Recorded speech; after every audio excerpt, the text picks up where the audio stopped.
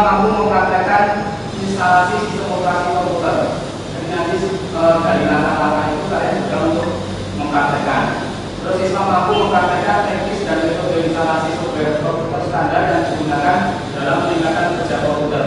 Jadi software itu ada beberapa macam, ada software sistem operasi, ada aplikasi. Dan nanti dua-duanya itu kalian saya minta untuk menjelaskan langkah-langkahnya.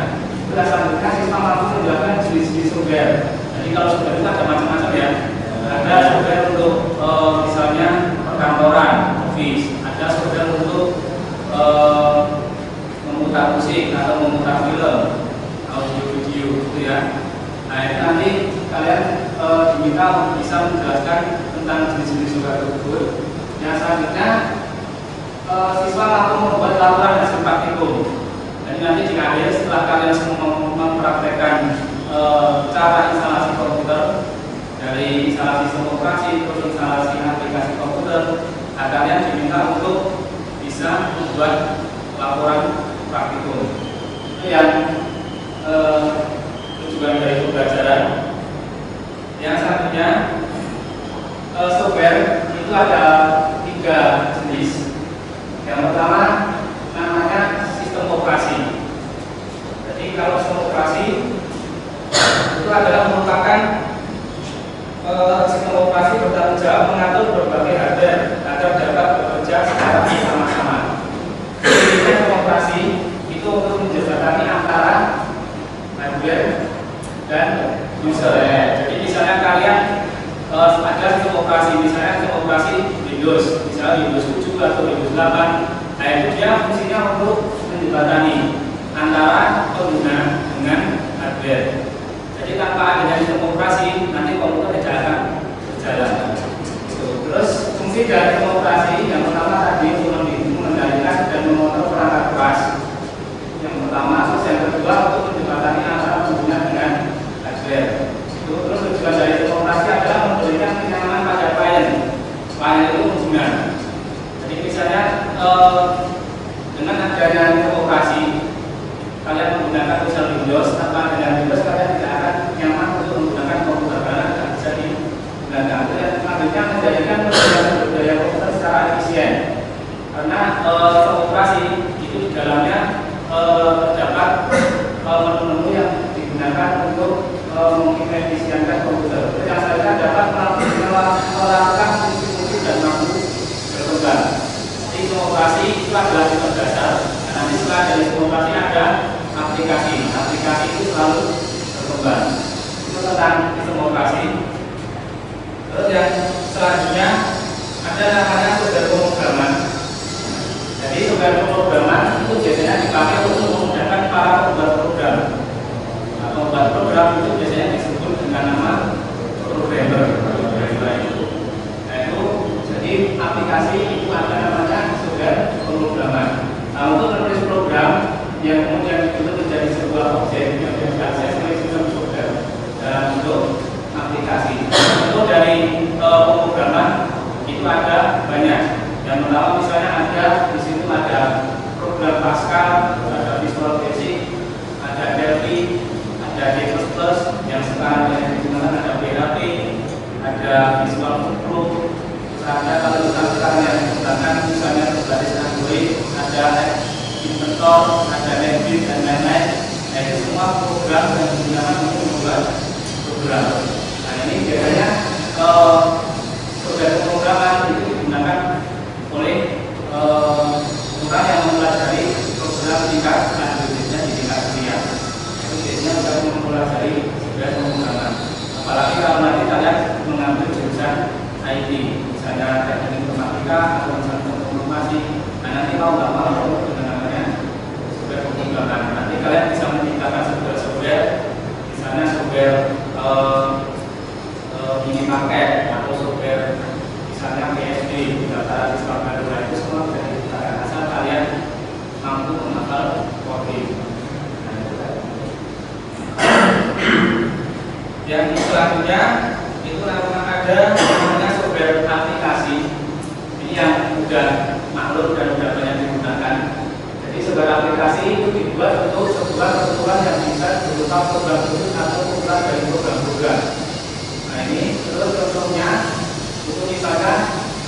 beraplikasi dalam browser, misalnya web browser.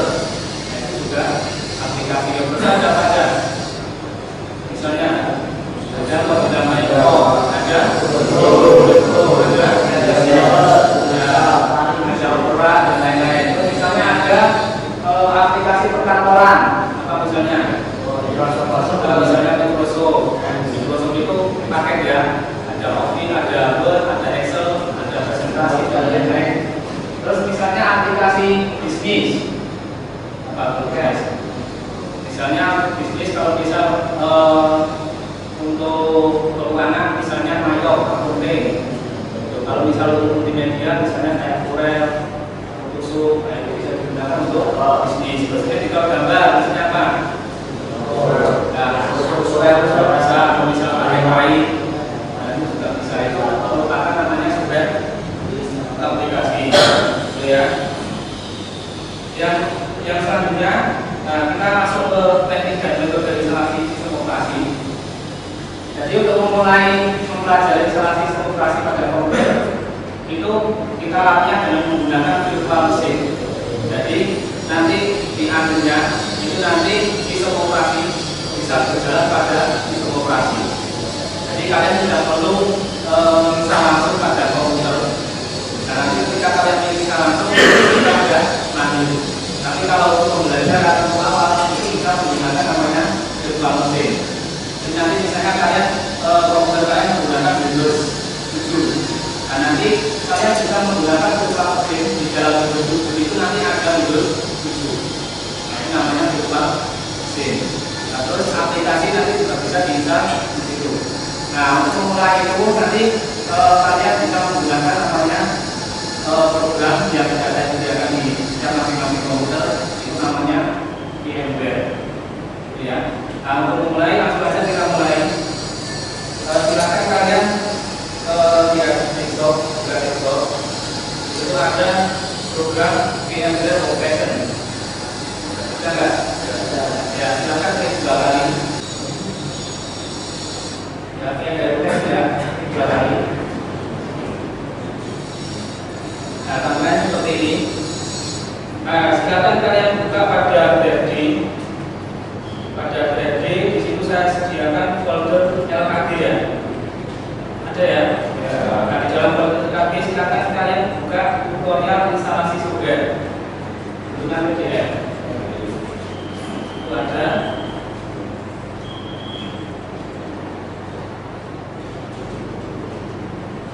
Nah, sebelum memulai saya berikan lembar laporan praktikumnya satu-satu. Nanti silakan isi ya.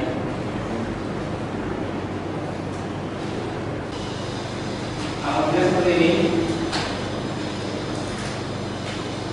nanti silakan kalian jawab satu-satu. Jadi yang pertama, sini ada keterangan tentang terus berbahan. Ya, penjelasan juga. Sudah buka semua VMware-nya? Dan udah mau mulai, silakan kalian klik. Nah, ini nanti kalian butuh klik. Misalnya yang pertama data kalau ada custom. Nah, silakan kalian pilih ya, saya itu ada. Terus klik naik lagi. Dan kalau sudah sampai sini, silakan kalian klik start this is machine. Ini bisa diperbesar. Jadi saya ini untuk memperbesar kalian klik tombol Ctrl Alt Enter. Ctrl Alt Enter untuk besar. Terus mouse-nya bisa masuk kan? Nah, itu untuk besar. Kalau mau kecil lagi, ulangi lagi Ctrl Alt Enter. Nah, mouse-nya ini nggak bisa keluar nanti. Nah, kalau misal posisi mouse nggak bisa keluar, klik Ctrl Alt biar bisa keluar. Gitu ya. Jadi kombinasinya untuk memperbesar Ctrl Alt Enter perbesar. Terus untuk memperkecil lagi Ctrl Alt Enter ulangi. Untuk mengeluarkan mouse, ini kan mouse nggak bisa keluar di top ini. Ctrl Alt ini keluar. Gitu ya. Sampai sini udah.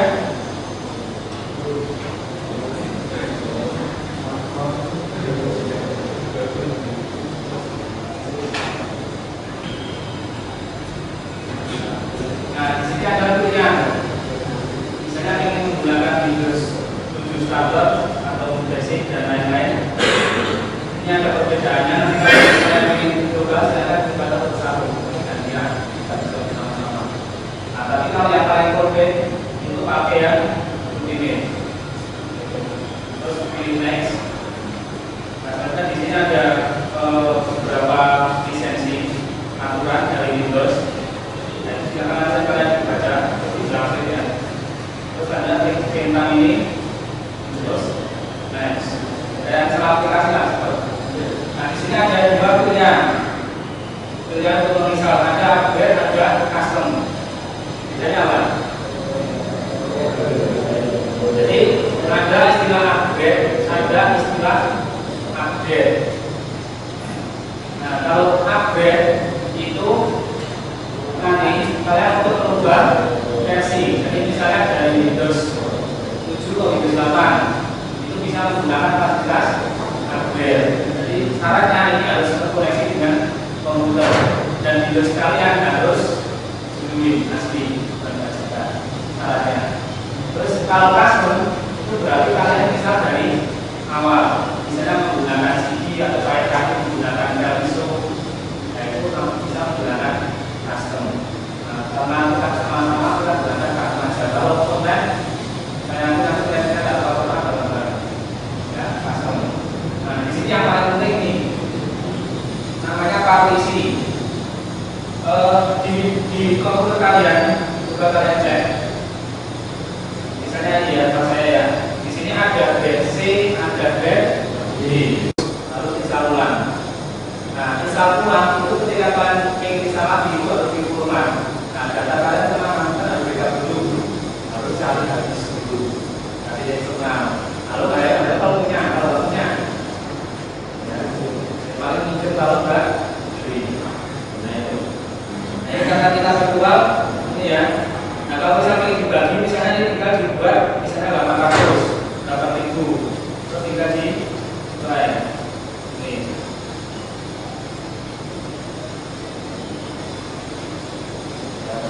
Ini proses. Nah di sini masih ada sisa ini, 8.000 juga ya. Buat baru lagi.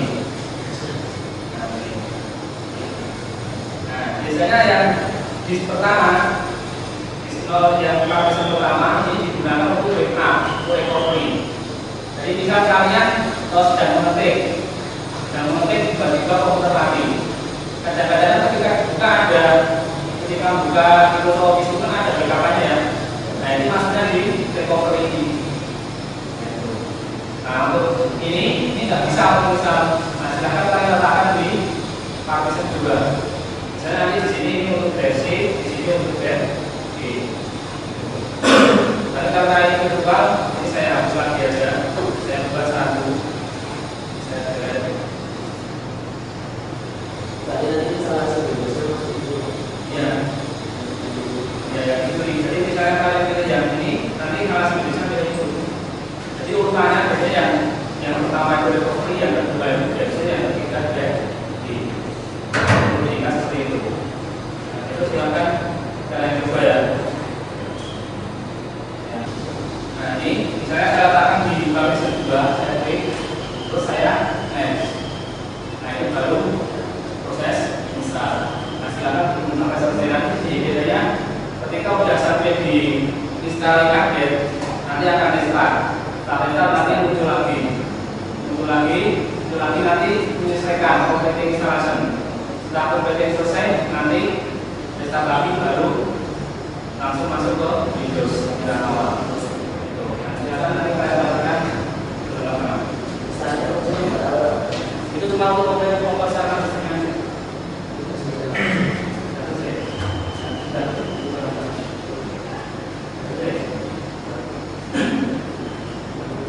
Ini itu